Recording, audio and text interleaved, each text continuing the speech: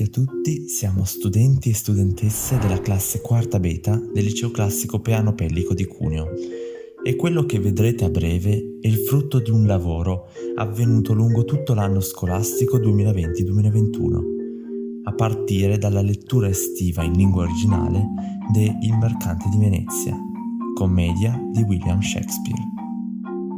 Dopo l'attenta lettura fattane, abbiamo optato per scegliere alcuni passaggi dell'opera da mettere in scena tra di noi, da registrare e da proporre in occasione della Notte Nazionale del Liceo Classico, avvenuta il 28 maggio 2021, naturalmente da remoto.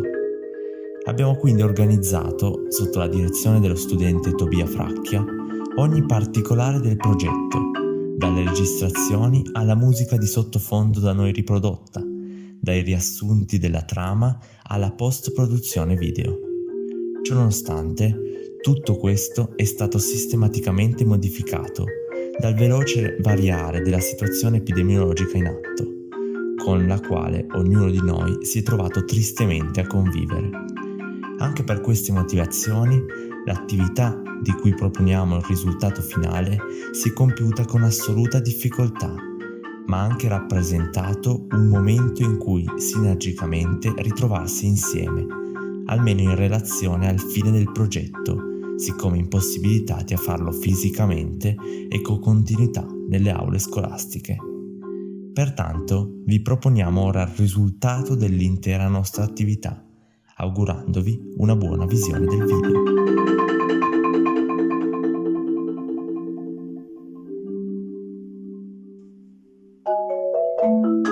The story begins on a street in Venice. Antonio, a Venetian nobleman, can understand why he feels so sad, but this pain affects him so much that he even struggles to recognize himself. His friend Selleri arrives. He tries to console him and tells him that he's sad because he thinks too much about his business affairs. Solanio tells him that he too would feel so if he were in his situation. However, Antonio claims that his sadness is not due to his business. His friends, then, fear he's in love. Lorenzo then arrives, reminding him of the dinner. Together with Graziano and they sit down to talk.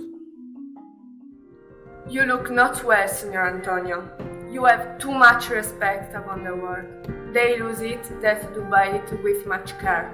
Believe me, you are marvelously changed. I hold the world, but as the world, Graziano, a stage where every man must play a part, and mine a sad one. Graziano, after listening to Bassanio's words, says that he's probably playing the role of the fool.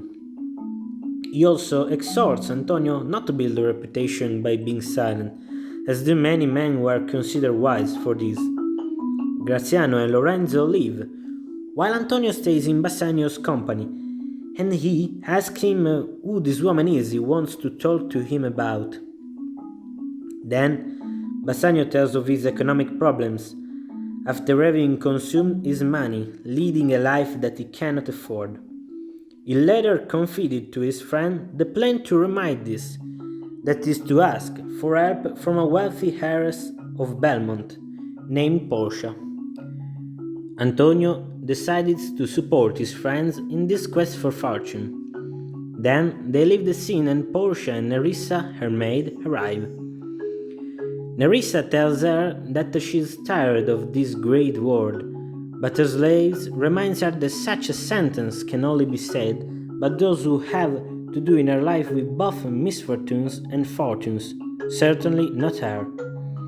Portia, however, states that we know what to do about often we cannot put what we think into practice. Oh me, the word choose. I made that I choose what I would.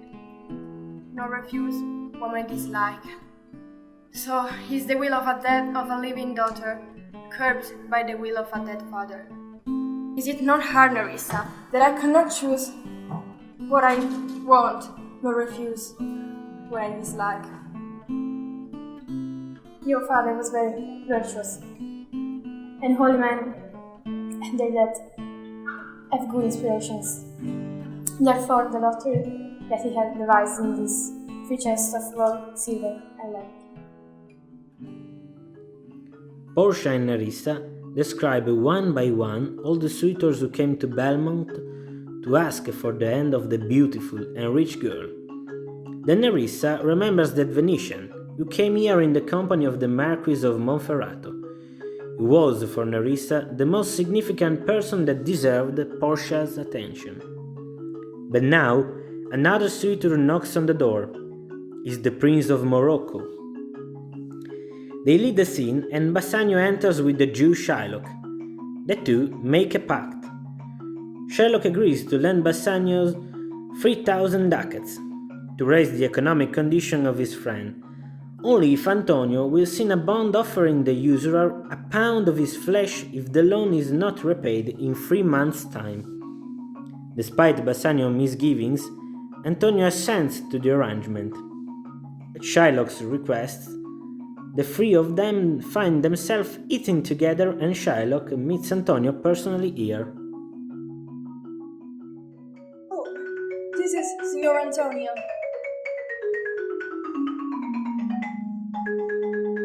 How like a friend publican he looks.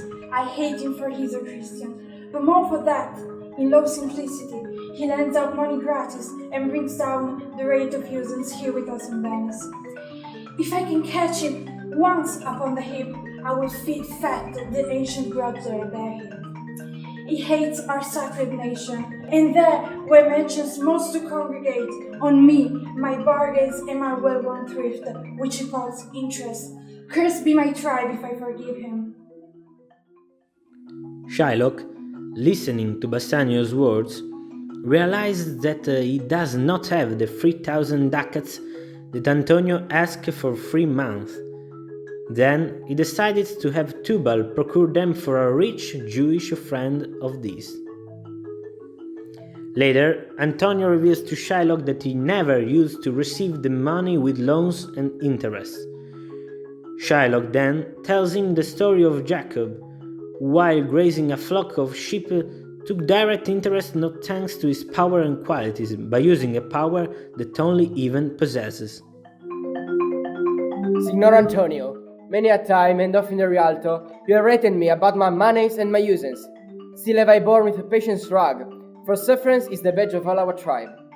You call me misbeliever, cutthroat dog, and spit upon my Jewish gabardine, and all for use of that which is mine own. Well then, you now appears you need my money. Go through then, you come to me and you say, Shylock, you would have monies. Fair sir, you spit me on Wednesday last. You spurn me such a day. Another time you call me dog. And for these courtesies I lend you thus much monies. I am as like to call thee so again, to spit on thee again, to spurn thee too. If thou wilt lend this money, lend it not as to thy friends. For when did friendship take a breath for barren metal of his friend? But lend it rather to thine enemy, who, if you wreck, thou must with better face accept the penalty. Why?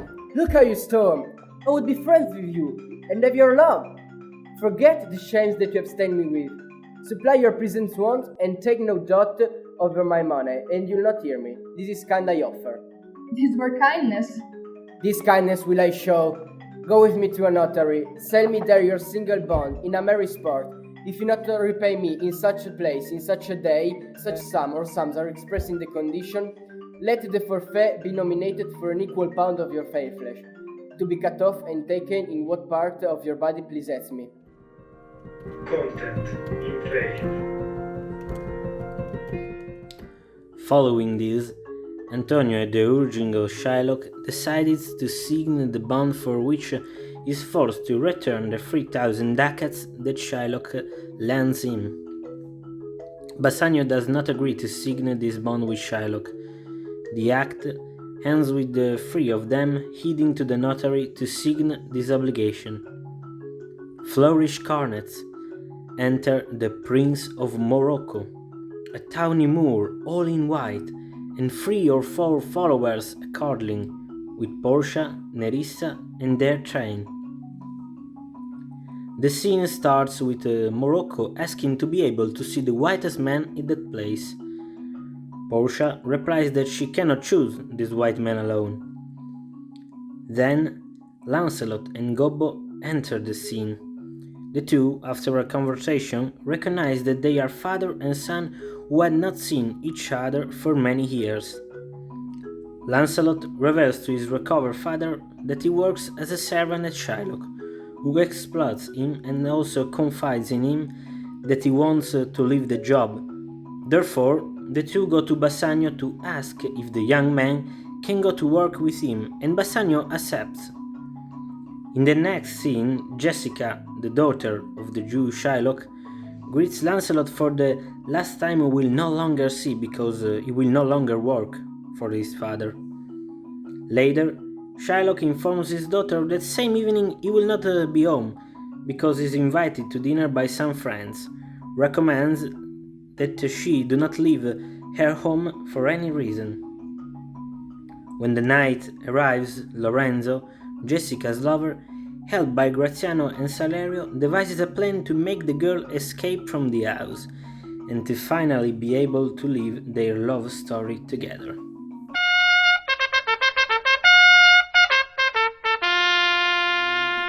The first of God who this inscription bears, who chooseth me shall gain with many men desire.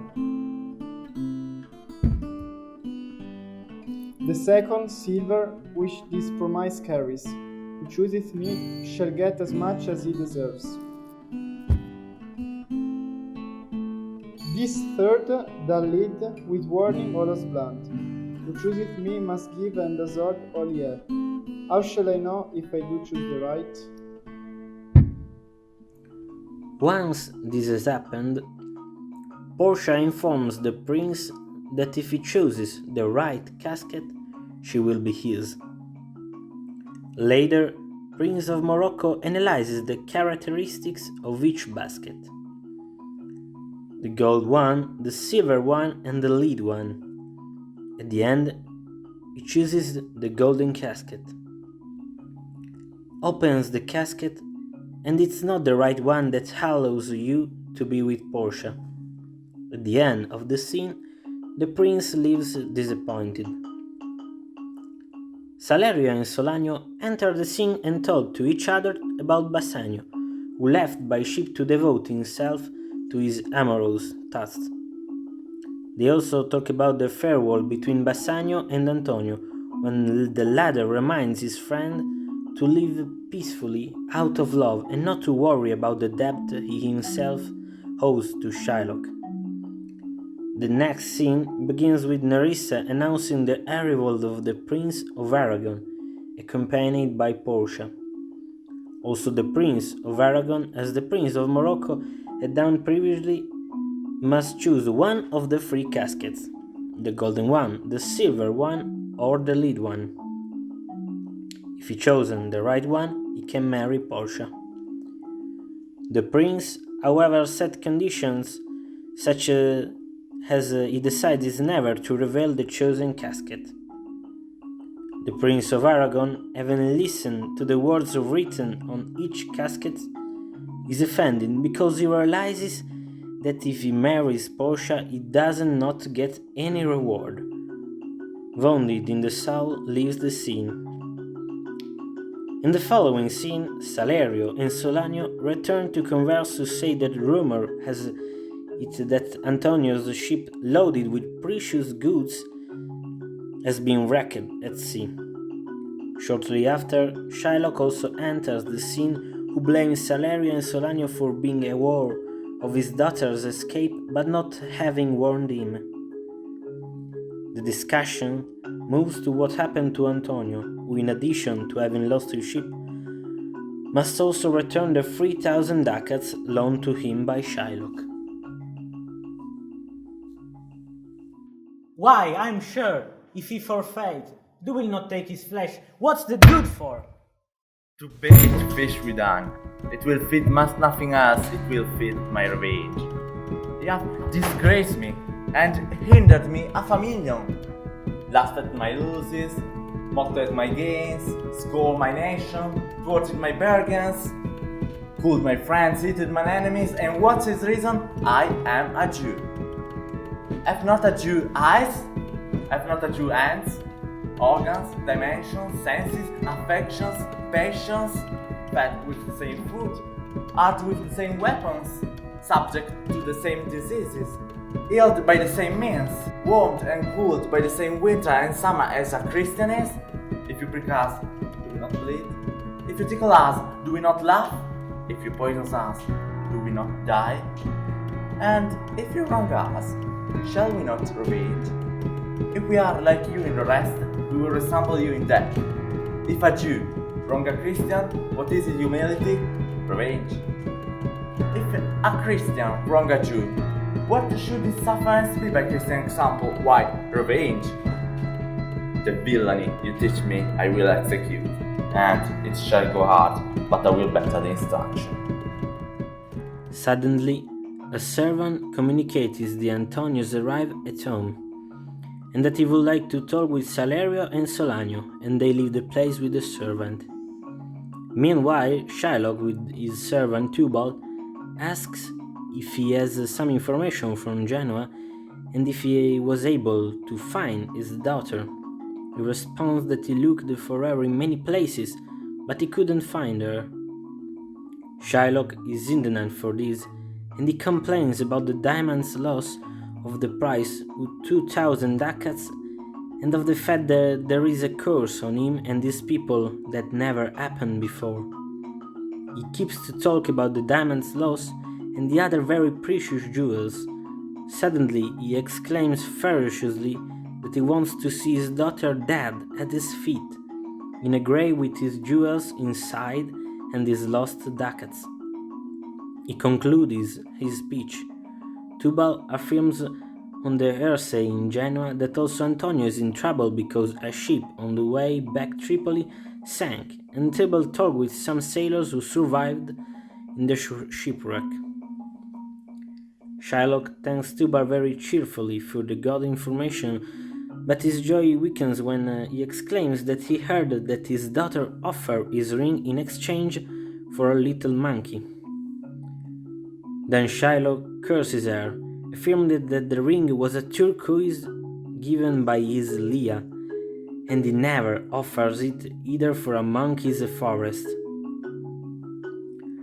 Tubal responds that Antonio is certainly finished, and Moneylender exclaims with fervor that it is definitely true, and he orders his servant to reserve a guard that can be immediately ready if in 2 weeks Antonio doesn't pay at the deadline.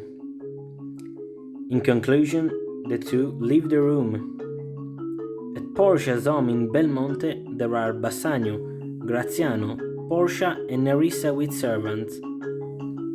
Portia prays Bassanio to wait before dealing with the caskets because if he gets wrong, he couldn't marry her. The girl claims that she doesn't want to lose him, and also she's worried that he doesn't understand her, therefore she wants to hold him. Indeed, Portia can suggest Bassanio how to choose well, and she declares that a piece of her soul is of Bassanio. The guy proclaims that he wants to decide immediately because the uncertainty that she can doubt his love is like a torture for him, and he doesn't cheat her because the cheating and his love are like snow and fire. Portia doesn't hide her fear, and Bassanio persuades the girl to take a chance on the casket decision. The girl commands Nerissa to move away and play the music. Indeed, if he loses, his and will be like the swan, and if he wins, the music will be like a fanfare. At the end, Portia declares that she is more anxious than Bassanio, and while he moves by the casket, Portia sings a song. So, may the outward shows be least themselves. The world is still deceived with ornament. Look on beauty, and you shall see it purchased by the weight, which therein works a miracle in nature. making them light as they were most of it. Thus, ornament is but the galled shore to a most dangerous sea, the beauteous scarf veiling an Indian beauty. In a word, the seeming truth with cunning times put on to entrap the wisest. Therefore, thou godly gold, hard food for Midas, I will none of thee, nor none of thee, thou pale and common drudge between man and man. But thou meager lead, that rather threatens than dost promise aught. Thy paleness moves me more than eloquence.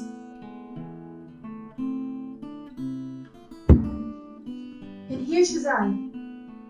Joy be the consequence.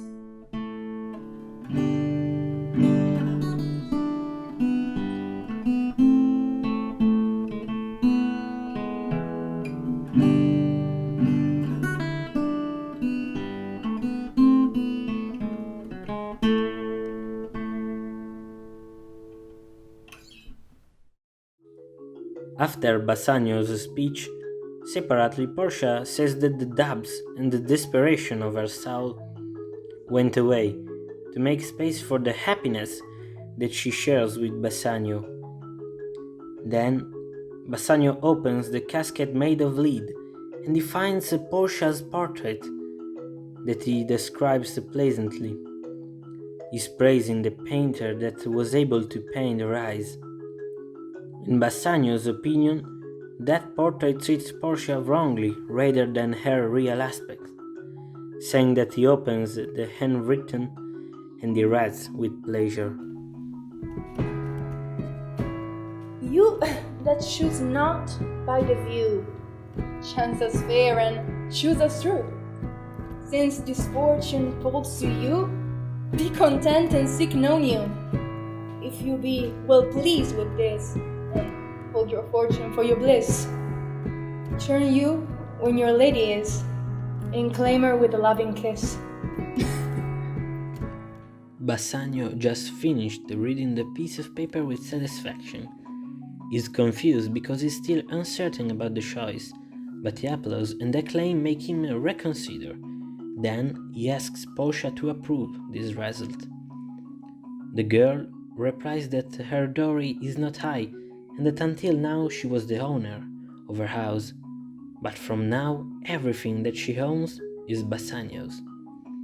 To seal this pact, Portia gives to him a ring that he mustn't separate, otherwise that means that his love is weakened. At this point, Nerissa takes part. She invites everyone to rejoice and sing the praises of Bassanio and Portia. Also Graziano shows his gratitude and he prays that one day he could find love. So he declares his love to Nerissa, and the lady reciprocates the feeling among the others' joy. In the meantime, Lorenzo, Jessica and Salerio are invited to come in the room from Bassanio and Portia. Salerio conceals sadly a letter to Bassanio sent from Antonio. While Bassanio is reading it, Salerio and Graziano discuss Antonio's condition and his ship's loss. After a while, the guy responds that in the letter there's written that all the ship's load is gone and none of it is saved. Salerio responds that Shylock will refuse any money and Antonio must pay the debt according to the pacts. Portia asks Bassanio to give the triple of what the moneylender is asking and to take as much money as possible to satisfy the debt. She and Nerissa will be alone until the deal's conclusion, but before, she would like to know what it says and she invites a very sorrowful Bassanio to read the letter. Sweet Bassanio, my ships have all miscarried. My creditors grow cruel. My estate is very low. My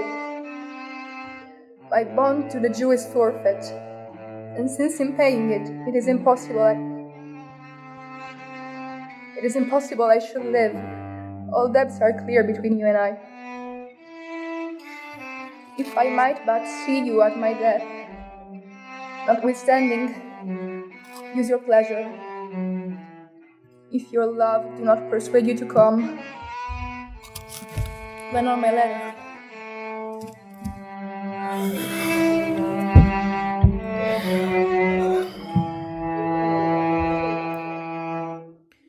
Shylock demands his bond and will listen to reason. As Antonio refuses, he asks the intervention of the Duke. But in the meantime, cunning Portia, along with Nerissa, comes up with a ruse to save the day. When Bassanio and Graziano leave Belmont to go help their friend, the ladies pretend to be going to spend the time of their absence in a monastery. Instead, Balthasar is commissioned by Portia to contact her cousin, Dr. Bellario, in Padua, so that he will send her some notes and clothes. The two women are intended to disguise themselves as a lawyer and his clerk, to make themselves unrecognizable even to their beloved. The trial begins, and the Duke is obliged to proceed the penalty against Antonio. Shylock shows no hesitation. Suddenly Nerissa, undercover, breaks in, handing a letter from Padua written by Bellario that introduces and recommends a young lawyer. Portia enters disguised and starts an odd speech where one word stands out: mercy. Then must the Jew be merciful. On what compulsion must I? Tell me that. The quality of mercy is not strange. It dropped as a gentle rain from heaven upon the place beneath. It is twice blessed. It blesses him that gives and him that takes. It is mightiest in the mightiest. It becomes the throne monarch better than his crown, and his sceptre show the temporal power. But mercy is above this sceptre sway. It is enthroned in the hearts of kings. It is an attribute of God himself, and earthly power doth then show likest God when mercy sees injustice. Therefore, Jew, consider this, that in this justice none of us could see salvation. Despite Portia's moving speech, Shylock is firm with his intent. Bassanio offers to pay double the granted sum, but Shylock refuses. Portia is strangely willing to proceed according to the Jew. Antonio is resigned. Bassanio and Graziano are desperate, and Shylock is over the moon. But Portia, calmly, adds a last term. Nay, take my life and all. Pardon, not that. You take my house. When you do take the dog that sustain my house. You take my life. When you do take the means whereby I live. Thanks to Portia's trick, now the situation is upside down. Antonio and his friends are jubilant, whereas Shylock is astonished. He still tries to accept Bassanio's money, but the pretend lawyer says he deserves nothing but what the contract prescribes. Then she adds that, according to a law of the state of Venice, a foreigner who attempts, directly or not, on the life of Venetian, as Shylock is to be executed and half of his goods to be assigned to the victim and half to the state. The Duke chooses to show mercy to the Jew, so he spares his life and leaves him a half of his goods. Antonio consents, provided that Shylock will convert to Christianity, and that after his death his money will go to Lorenzo and Jessica. This way he will be totally and absolutely humiliated. Poor Shylock accepts. The trial ends and Bassanio and Antonio, in gratitude, offer to give Portia and Shylock 3,000 ducats. She refuses, but they insist, So she says she will accept Bassanio's rings, nothing else, but is not willing to give the wife's gift. She shows indignation and leaves, so Bassanio sends Graziano hand her the ring. When Graziano reaches the two disguised ladies, Nerissa attempts the same jest as Portia, to obtain the ring that she has had her husband swear he would keep forever. In the meantime, two lovers we know are in Belmont, whispering to each other under the moonlight. The moon shines bright. In such a night as this, when the sweet wind may gently kiss the trees, and the deep make no noise, in such a night, Troilus, methinks, mounted the Trojan walls, and sighted his soul towards the Grecian tents, where Cressid late that night. In such a night did Thisbe fearfully entreat to be due, and sought the lion's shadow hear himself, and ran dismayed away. In such a night stood Dido, a willow in her hand, upon the wild sea banks, and wafted aloud to come again to Carthage. In such a night Medea gathered the enchanted herbs that did renew the old Azon. In such a night did pretty Jessica steal from the wealthy Jew and run from Venice as far as Belmont with an unthrift love. In such a night did young Lorenzo swear he loved her well, stealing her love with many vows of faith and never a true one. In such a night did pretty Jessica slander her love like a little shrew, but he forgave her. And with that night you did nobody come. Stefano is the one who interrupted the two lovers. He announced Portia's arrival to Belmont, so Lorenzo proposes to set a concert outside. He then indulges at the music and delivers a passionate and lyrical monologue. How sweet the moonlight shines upon these banks, said Jessica. Look how the floor of heaven is thick inlaid with patterns of bright gold. There's not the smallest orbs which thou beholdest. In his motion like an angel sings, choiring to the young-eyed cherubins. Such harmony is in immortal souls, but whilst these muddy vestures of decay doth grossly close it in, we cannot hear it. I'm never merry when I hear sweet music. That's because your spirits are attentive.